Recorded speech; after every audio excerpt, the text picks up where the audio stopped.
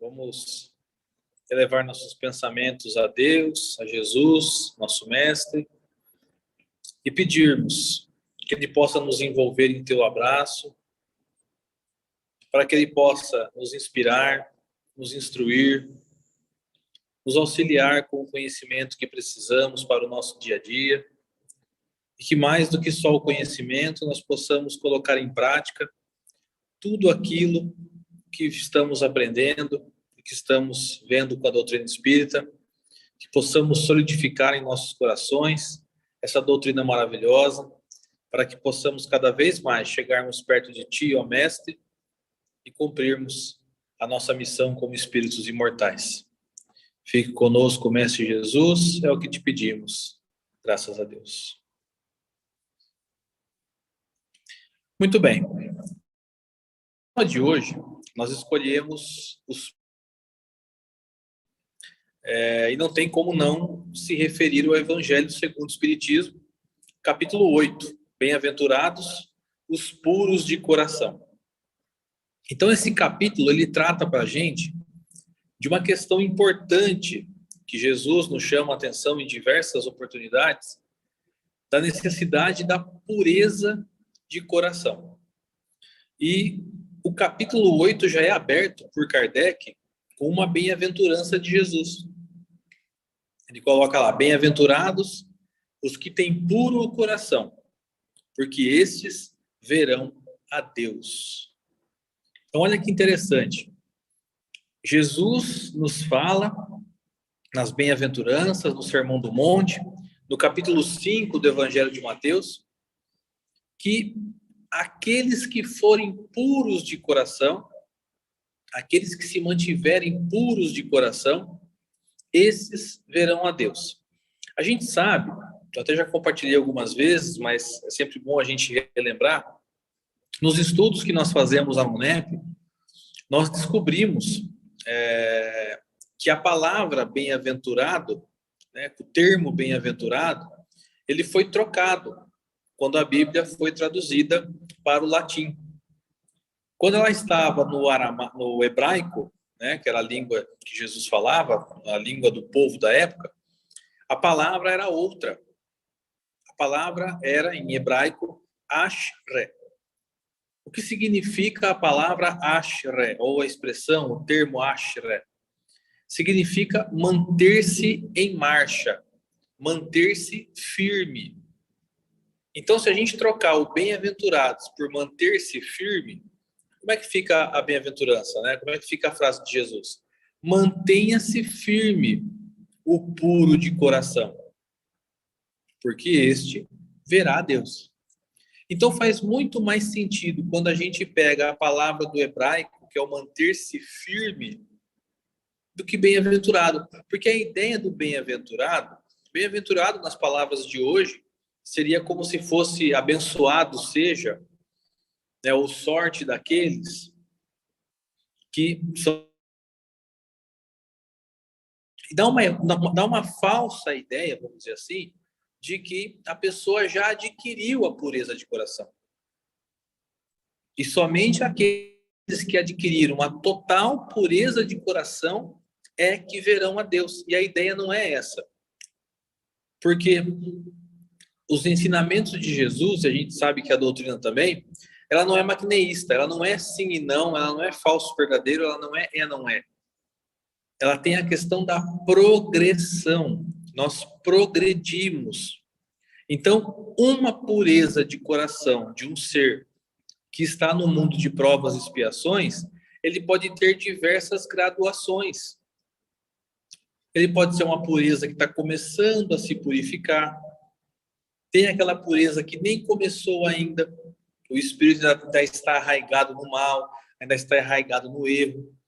Tem a pureza do espírito que já está bem acima, né? Já está bem a mais, já está bem evoluído espiritualmente, com uma pureza boa. E tem aqueles que são totalmente puros de coração, como é o exemplo de Jesus. Então, quando a gente fala mantenha-se firme, mantenha-se em marcha, você que é puro de coração, dá a ideia de continuidade. dá a ideia da necessidade de não perder o foco.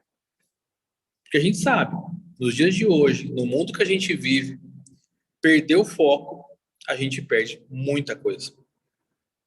Por exemplo, vamos dar um exemplo da humildade. Nós queremos ser pessoas humildes. A humildade é uma das características do puro de coração. Nós queremos ser humildes.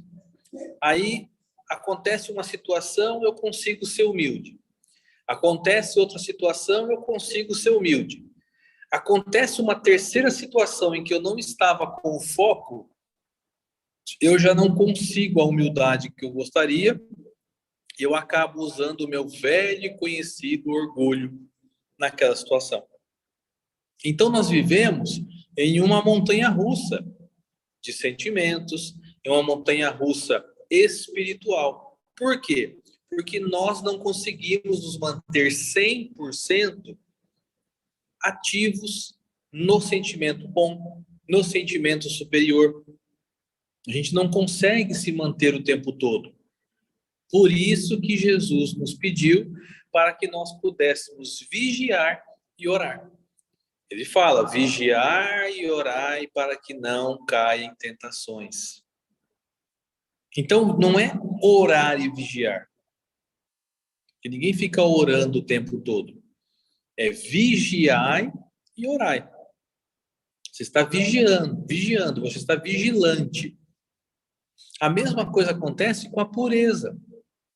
Agora, a pureza de coração não significa que nós somos uma pessoa boba, uma pessoa sem conhecimento, uma pessoa que não sabe o que está fazendo. Não, o puro não é esse, não é ingenuidade. Puro de coração é aquele que reconhece a maldade, ele sabe quando existe uma maldade, ele sabe o que é certo e o que é errado, e ele não corrobora para que a maldade seja espalhada. O puro de coração é aquele que consegue conter os sentimentos inferiores quando eles estão borbulhando dentro dos nossos corações.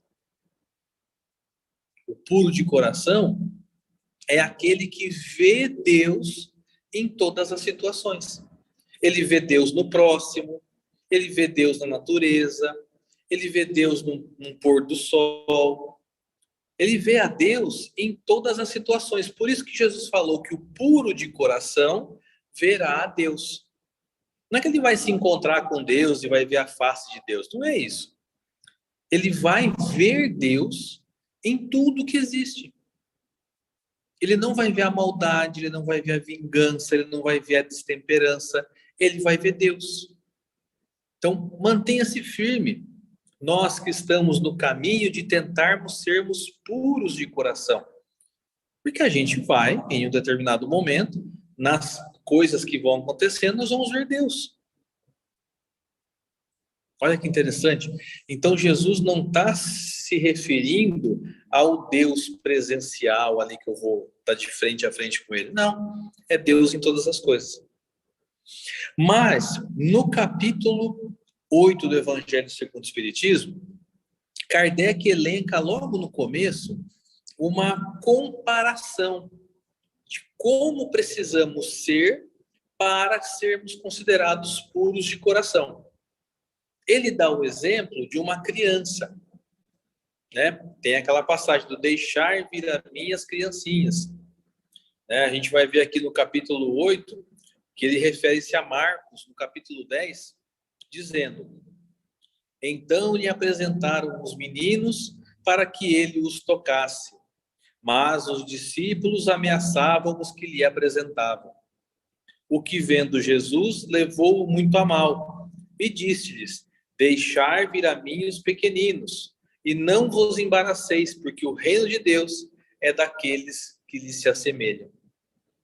Então Jesus está dizendo que para você entrar no reino de Deus, você precisa ser como uma criança.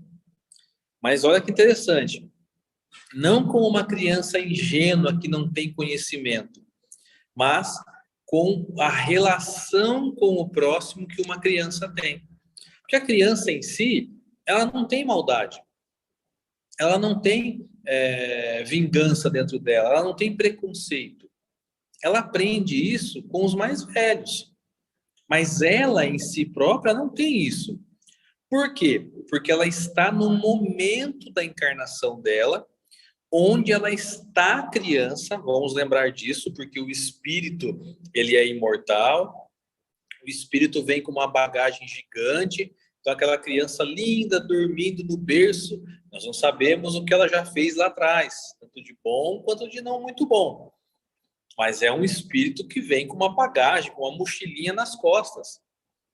Ele está passando pela fase de criança, pela fase infantil, necessária em nosso planeta, para que ela possa aproveitar esse momento para, como se diz, né, o velho ditado, o cipó se torce enquanto é verde.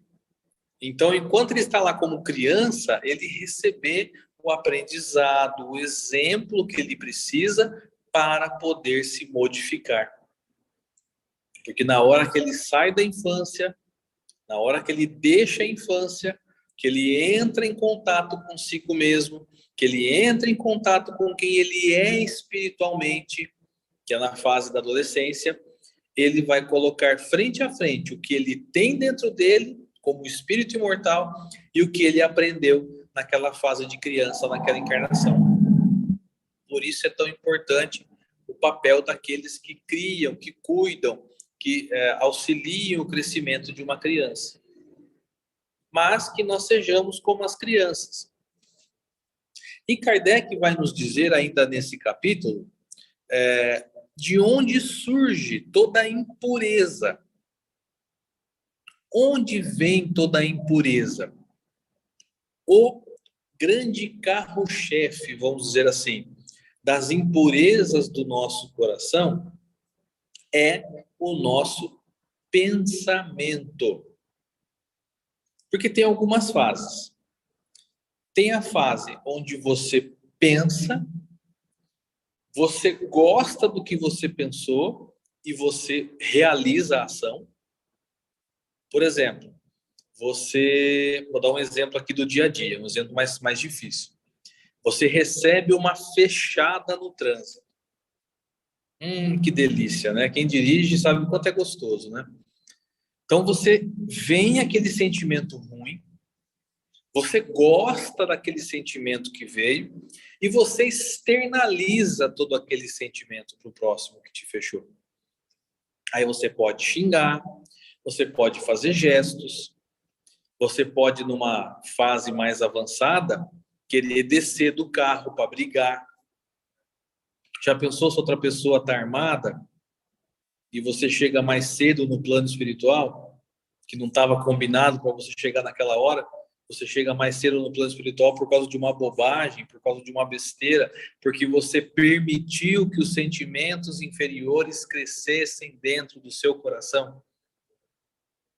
Tem aquela outra fase, onde você pensa o que é ruim, onde você gosta daquilo que você pensou, mas você não faz a ação. Você se controla. Você impede que aquela ação saia para o próximo.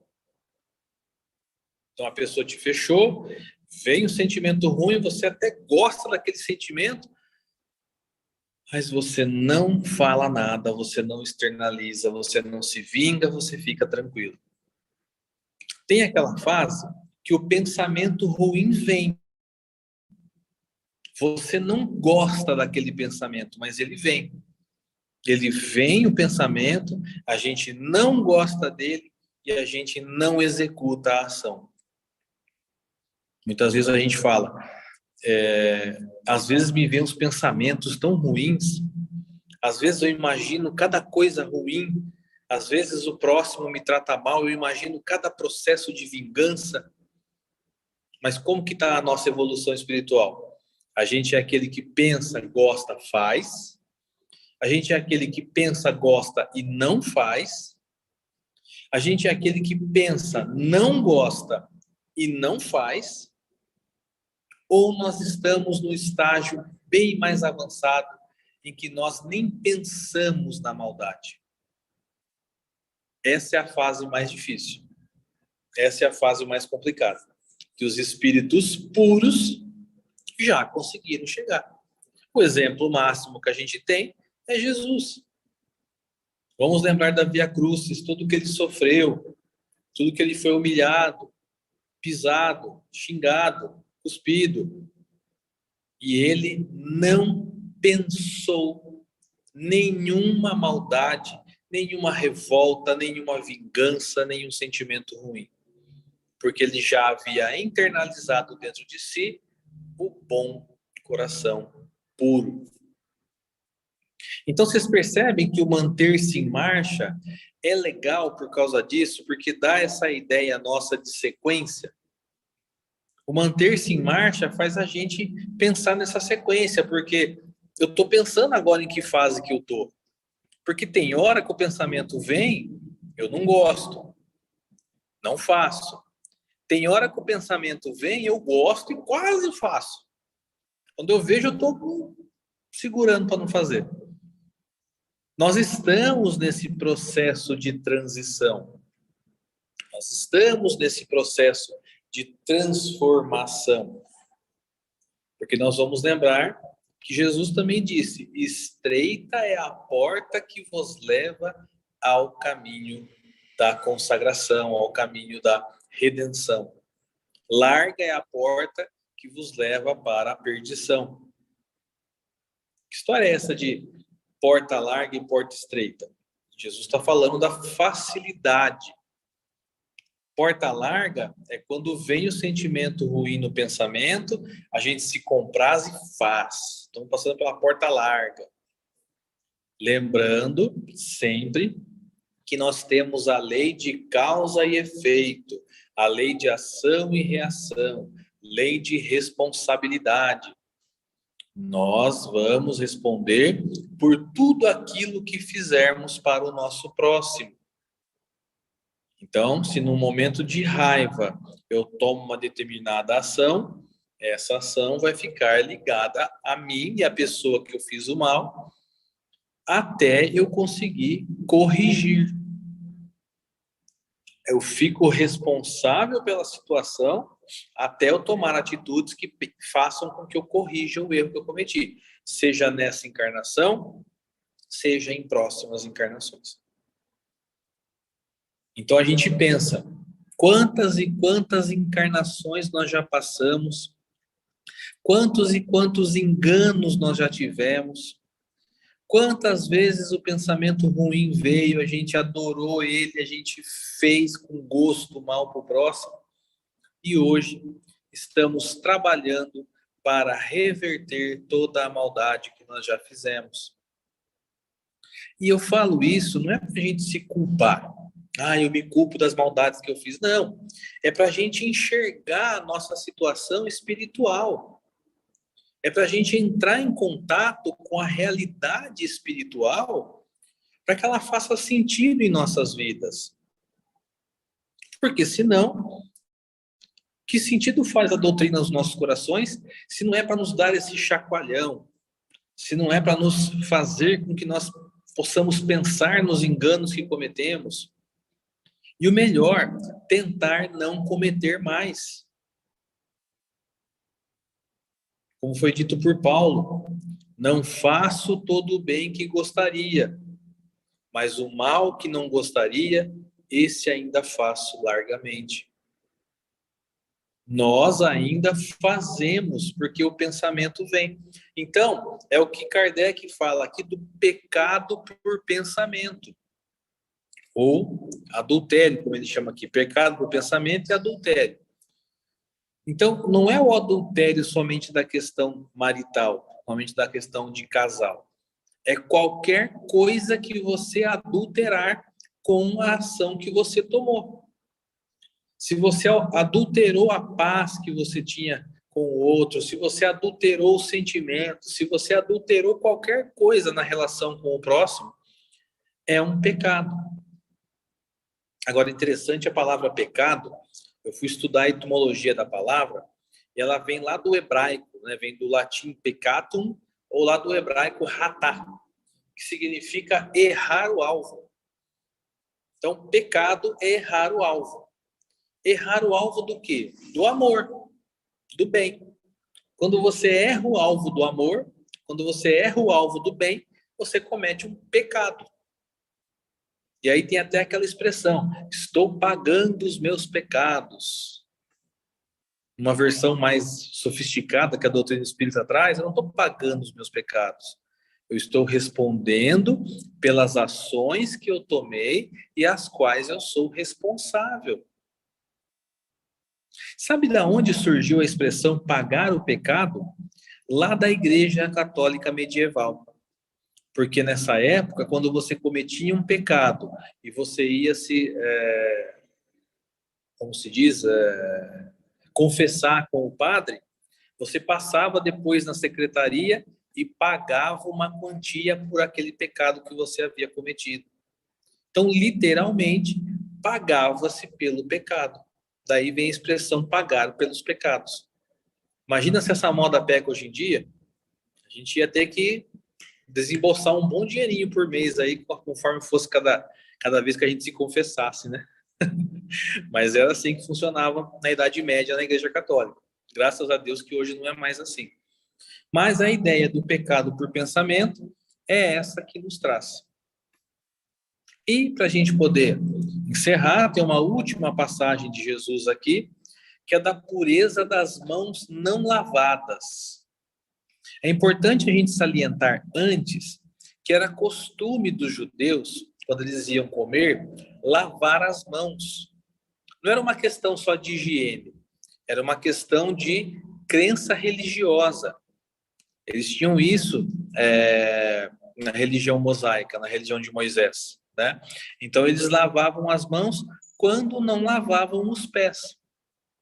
Então eles lavavam as mãos para sentar e comer. Nesse dia, Jesus estava comendo com os seus discípulos. E os discípulos não lavaram as mãos. O fariseu que estava junto já achou ruim. O fariseu falou, como assim os seus discípulos não lavam as mãos para comer? E Jesus respondeu para eles, não é o que entra pela boca que suja o homem, mas aquilo que sai dela, porque a boca fala do que o coração está cheio.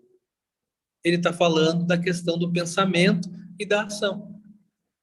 Claro que nós devemos lavar as mãos antes de comer, óbvio, ainda mais hoje em dia, com a pandemia, com tudo isso, não só antes de comer, antes de tudo, tem que lavar a mão, passar álcool gel, aquela coisa toda. Mas o que Jesus está aproveitando a situação é para dizer da necessidade que nós temos de cuidar do que sai da nossa boca. Porque a boca fala aquilo que o coração está cheio. O coração é o pensamento, quando você pensa. Então, aquilo que nós pensamos vai sair de nós sujo ou limpo. Ou estaremos puros, então essa pureza de limpeza, né? Ou estaremos puros de coração, ou estaremos com o nosso coração maculado, com o nosso coração sujo. Então, para que a gente possa ter essa ideia do puros de coração, vamos visitar o capítulo 8.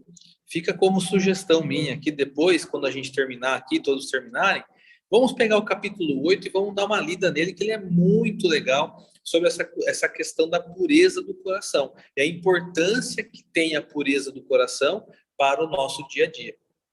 Então, que possamos nos manter em marcha, que possamos continuar firmes, que possamos continuar tentando manter o nosso coração puro, até uma hora em que isso vai ser natural, em que nós não teremos mais pensamentos ruins, em que nós não teremos mais pensamentos de vingança, de contenda, nós não teremos mais pensamentos ruins nesse ponto. Então, que a gente possa se manter firme como puro de coração, para que a gente possa ver Deus em todas as situações. Eu agradeço a atenção de vocês, que Jesus possa nos abençoar sempre, e mais uma vez, muito obrigado a todos pela oportunidade.